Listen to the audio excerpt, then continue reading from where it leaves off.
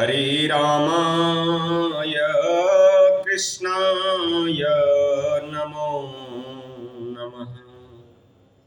कल के वीडियो में मैंने आपको बताया था कि अंगद जी और रावण के बीच संवाद हो रहा है। आगे की संवाद क्या है वह सुनिए।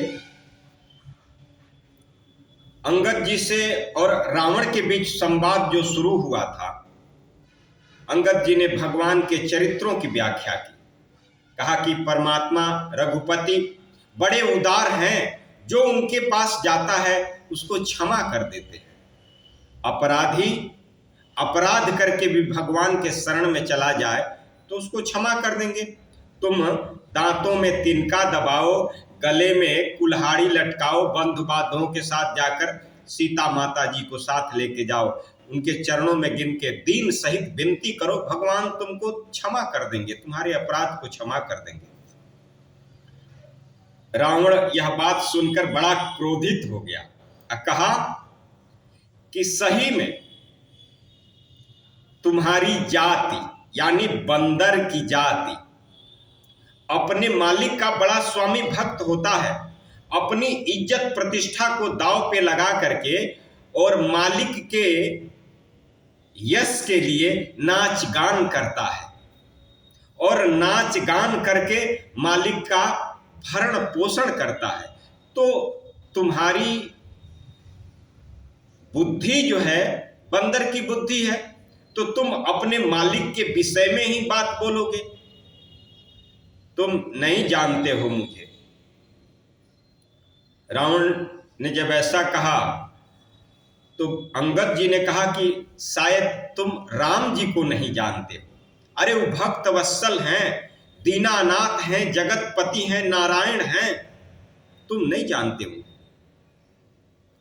मैं सुनाता हूं एक चरित्र कि सहस्त्रबाहु के 100 भुजाओं को काटने वाले और इस धरती को हजारों बार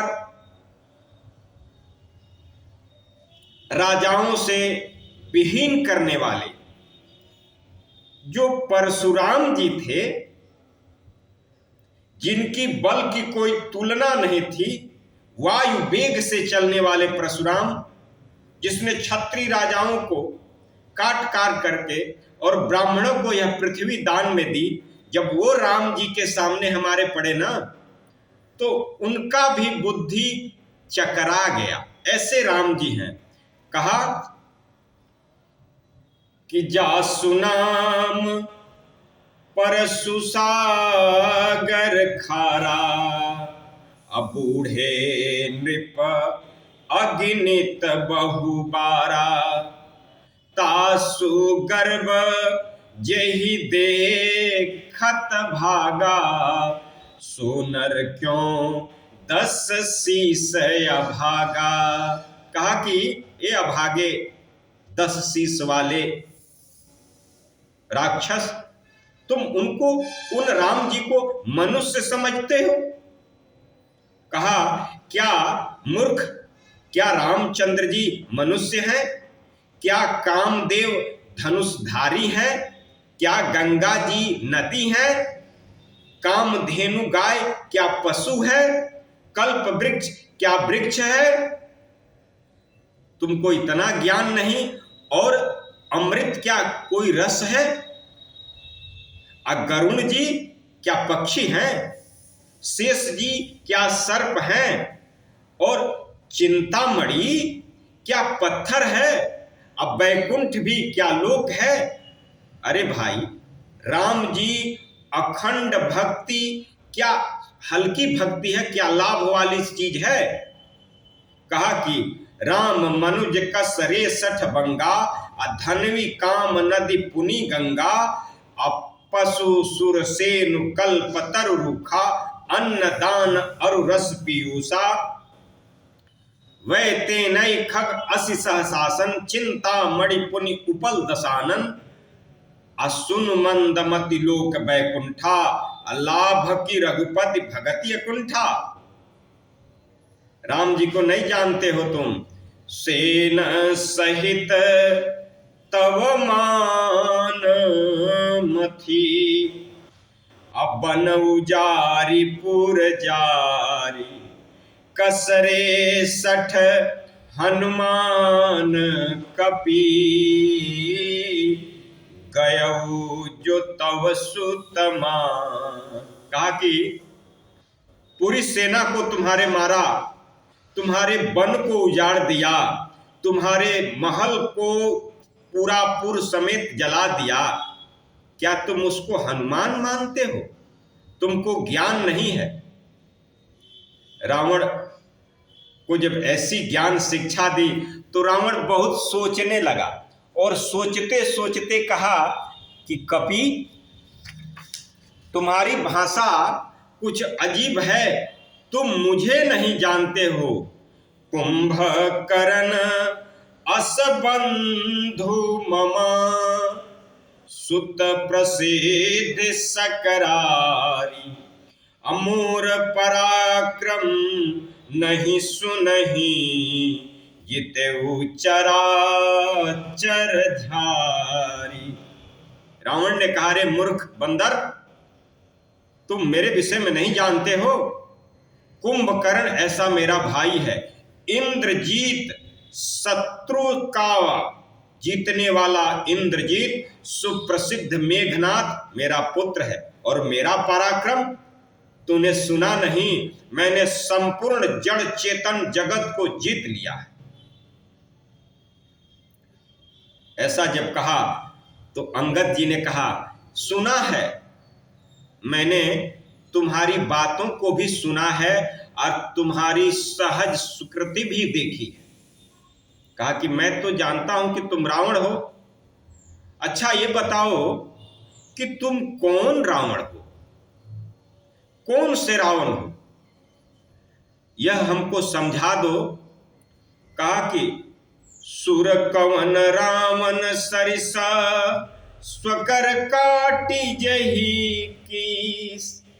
कहा कि मैं वैसा रावण हूं, अहुने अनल अति हर्ष बहु,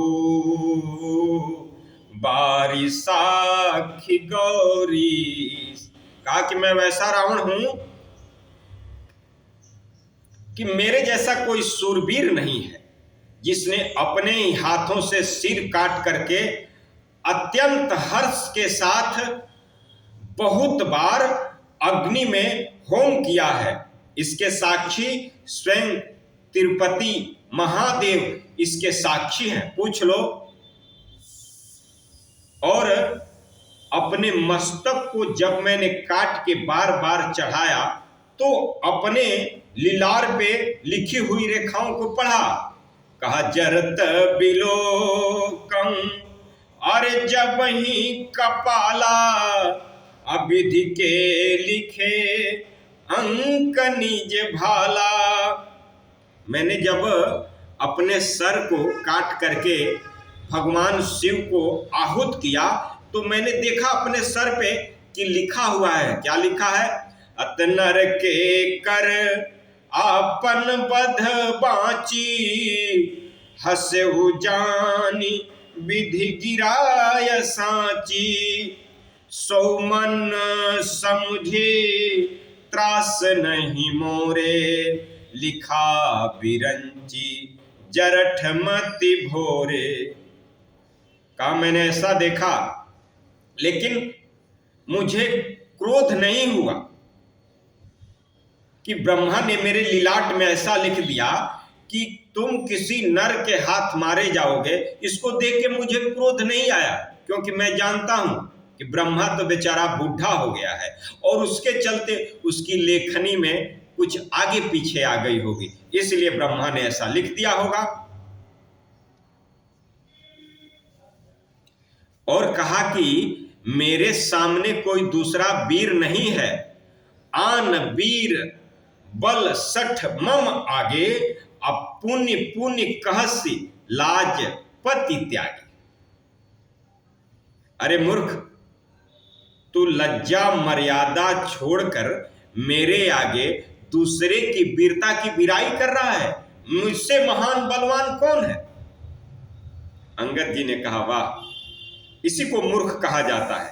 मूर्ख अपने आप अपनी बड़ाई करने लगता है। मूर्ख जो है अपनी बड़ाई स्वतः करता है, क्योंकि विवेकवान पुरुष तो अपनी बड़ाई नहीं करता। इस तरह की कथा अंगद और रावण के बीच बड़ी सुंदर संवाद हुई। लास्ट में अंगद जी ने कुछ युक्ति बनाई कि भाई यह तो मूर्खों का अधिपति है, इसको समझाना तो मूर्ख को समझाने से मूर्ख नहीं समझता है। फूलहि फरहि न बेत, यद्यपि सुधा बरसहि जल्दी, अमूर्ख मन नहीं चेत, मिलहि गुरु बिरंच सम। कहा कि जिस तरह बेंत अगर अमृत भी बरस जाए तो बेंत जो है न फूलेगा न फरेगा, और मूर्ख को ब्रह्मा जी जैसा ज्ञानी पुरुष भी मिल जाए तो उसके अंदर कोई फर्क पड़ने वाला नहीं है। इसलिए अंगद जी ने दूसरी युक्ति लगाई, और यह युक्ति मैं आपको कल सुनाऊंगा। ओम नमः पार्वती पते, हर हर महादेव। शंभो चरित सुंदर यसी, कहीं पहूं सुनु देवी। भगवान शिव ने ऐसा सुंदर चरित्र जगदम्बा को सुना।